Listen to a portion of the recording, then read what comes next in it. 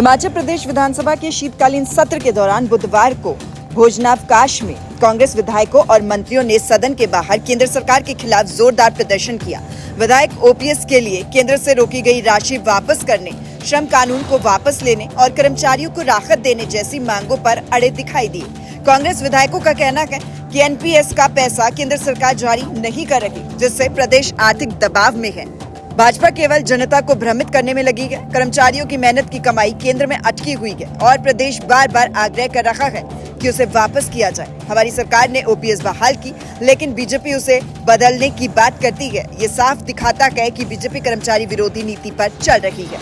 देखिए, आज कांग्रेस विधायकों ने कर्मचारियों के हित में ये प्रदर्शन किया और आए दिन भारतीय जनता पार्टी कर्मचारियों के बारे में कई तरह के अनर्गल बयानबाजी कर रही है। अभी पिछले दिनों विपक्ष के नेता आदरणीय जयराम ठाकुर जी ने ओपीएस को लेके जो था वो बहुत बड़ा बयान दिया था और उन्होंने कहा था कि जो इस सरकार की पहली बैठक में जो फैसला लिया गया था उसको हम रिव्यू करेंगे। तो आप सबको पता है कि पहली बैठक में हमारी सरकार ने जो कैबिनेट में फैसला लिया था वो ओपीएस को बहाल करने का लिया था। तो ऐसे में ओपीएस को रिव्यू करना और ओपीएस को ख़त्म करने की बात भारतीय जनता पार्टी कह रही है। दूसरा हमारा जो प्रश्न है वो ये था कि जब प्रदेश के अंदर ओपीएस लागू हो चुकी है और जो प्रदेश के कर्मचारी उनका जो पैसा एनपीएस का है, जो उनका शेयर है, वो केंद्र के पास पड़ा है, जो 10,000 करोड़ रुपए केंद्र के पास पड़े, तो वो पैसा कर्मचारियों का है, वो कर्मचारियों को वापस करना चाहिए, लेकिन केंद्र सरकार उस पैसे को दबा के बैठी है। तो ये हमारा आज ये मांग थी कि जो भारतीय जनता पार्टी के विपक्ष है यहाँ पे, उनको केंद्र के साथ ये बात उठानी चाहिए और कर्मचारियों का पैसा उनको कर्मचारियों को वापस करना चाहिए।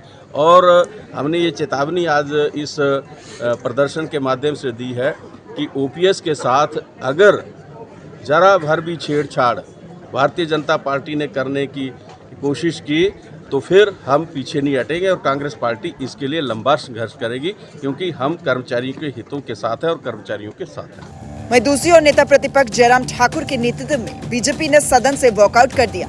बीजेपी का आरोप है कि मुख्यमंत्री विपक्ष की बात नहीं सुन रहे और लगातार विपक्ष को दबाने का प्रयास भी किया जा रहा है। मुख्यमंत्री बार बार विपक्ष की आवाज को दबाते हैं। हम रेरा पर विस्तृत चर्चा चाहते थे, लेकिन सरकार बहस से बच रही है। बीजेपी विधायक जनता के मुद्दे उठा रही है, मगर सरकार सुनने को तैयार ही नहीं। इसलिए हमें वॉकआउट करना पड़ा ताकि जनता को सच्चाई पता चले।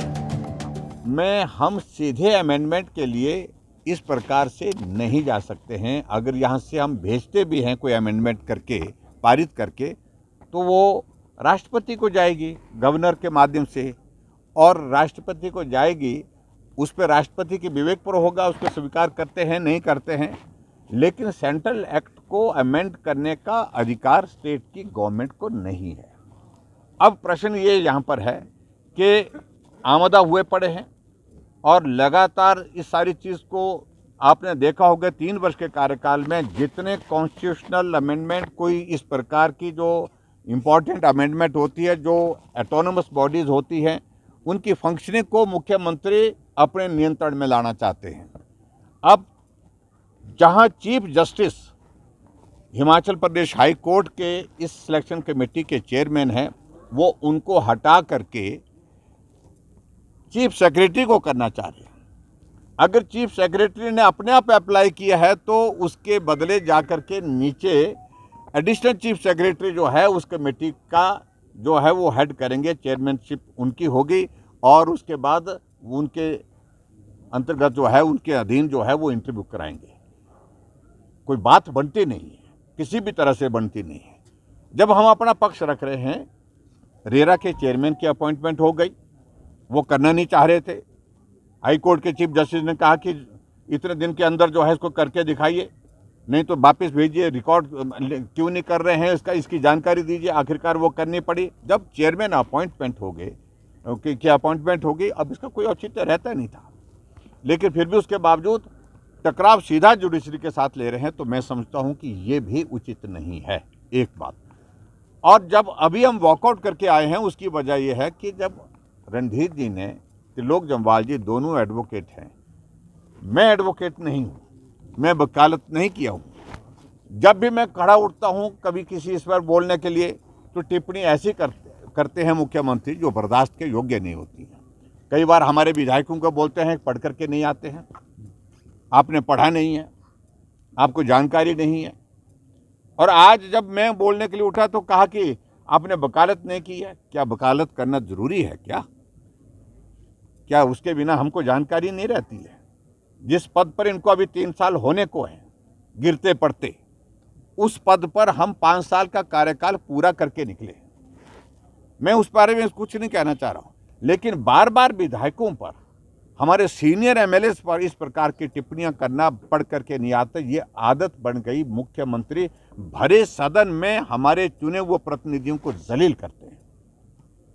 और आज फिर उन्होंने इसी बात को जब टिप्पणी की, उस टिप्पणी का विरोध के दर्ज करने के लिए हमने तय किया हम सदन के बाहर वॉकआउट करेंगे। हम वॉकआउट कह करके आए, अब सदन से वॉकआउट करके आए, क्योंकि इस प्रकार से चुने हुए प्रतिनिधियों को जलील करना सदन के अंदर, ये कतई भी बर्दाश्त के योग्य नहीं है। बहरहाल पक्ष विपक्ष में आरोप प्रत्यारोप का सिलसिला जारी है। अब देखना होगा अगली कार्रवाई में क्या देखने को मिलता है। पीटीसी न्यूज के लिए धर्मशाला से संजय अग्रवाल की रिपोर्ट।